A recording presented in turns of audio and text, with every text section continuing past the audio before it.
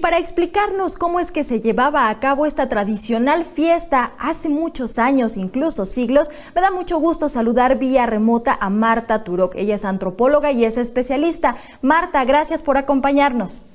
Hola, muy buenas noches. Marta, pues escuchar de voz de una gran experta como lo es usted, ¿cómo es que se llevaba a cabo esta celebración de Día de Muertos? ¿Qué es lo que pocos conocemos, pocos hemos explorado? Bueno, realmente a mí me sorprendió mucho hace 13 años que leí una nota de una colega historiadora, la doctora Adriana Malvido, y ella decía, no, andamos perdidos, perdimos la brújula. La manera en que celebramos el Día de Muertos en México viene de Europa, del medievo, y algunas de las cosas que hacemos incluso son rituales más antiguos romanos.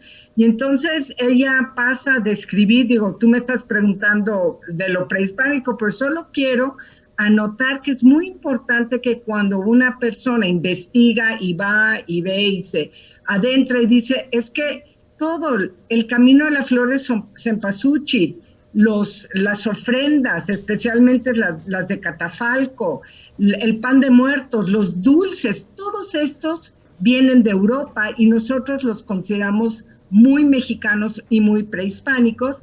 Y parece ser que todo esto de los huesitos y las calaveritas tiene que ver con el culto que había y que ha habido en la religión católica a las reliquias. Entonces yo nada más quiero dejar eso asentado un minutito de mi entrevista para decir, entonces me van a preguntar ustedes, y entonces, ¿qué sí es prehispánico? Pues muchas maneras, o la única manera que realmente se tiene para saber cómo eran estos rituales son los ritos funerarios. Eso es lo que queda, no tanto los pensamientos, sino estos ritos funerarios, y cada una de las culturas mexicanas los celebraba de una manera diferente. O sea, los mayas, los zapotecos, los olmecas, que son la cultura madre, los purépechas, los zapotecos, cada uno tenía sus propios ritos funerarios, es decir, interpretamos cómo era el concepto de la muerte a partir de encontrar los sepulcros, las urnas, si quemaban, si cremaban, si los colocaban, si les ponían algo en la boca, si los rodeaban con cazuelitas que tienen restos de comida, si enterraban a un perro junto con ellos, porque eso nos da luces hacia los conceptos de qué pasaba después de la muerte.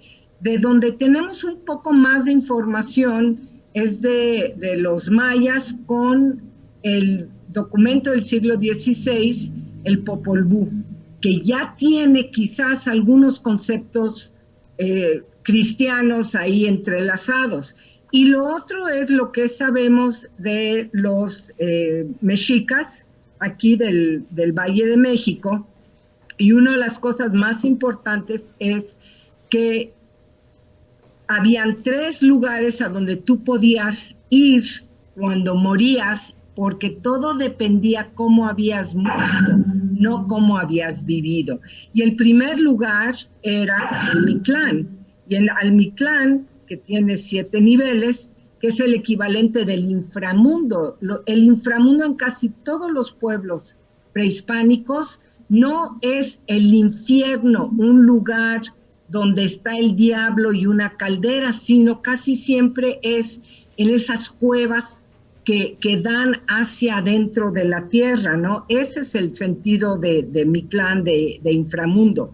Luego, ahí iban a dar las personas que eran los descarnados, los que era poco favorable. Entonces, si tu muerte había sido poco favorable, tú ibas para el Mictlán. El segundo lugar, que era uno de los más importantes, era el Tlalocan, el paraíso de Tlaloc. Y ahí podían ir a dar los guerreros muertos en batalla y las mujeres muertas en parto. Y el tercer lugar era el Mocihuatlán, que Mosihuaquequetztle, que era el encuentro con el sol, era irte más hacia el cielo, ¿no? O el astro solar. Entonces, entre estas tres lugares, y dependiendo de cómo habías muerto, eran los rituales y las festividades en torno a los muertos. Había más de por lo mismo había más de una fecha para celebrar. A los niños se les celebraba en el mes del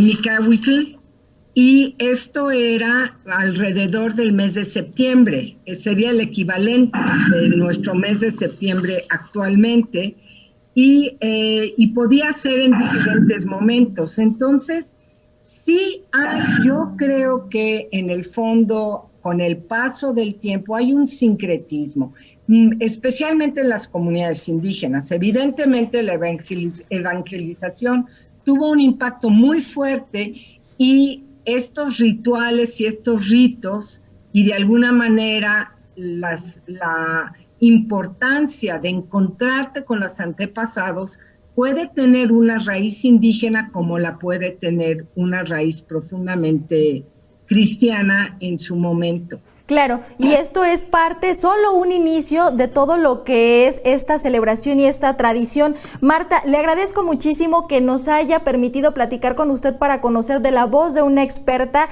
estos inicios, esta transformación y por supuesto todo lo que ha ocurrido a lo largo de los años. Muchísimas gracias, Marta. Muchas gracias, y todos a cuidarnos y a recordar a nuestros parientes, nuestros amigos, nuestros fallecidos.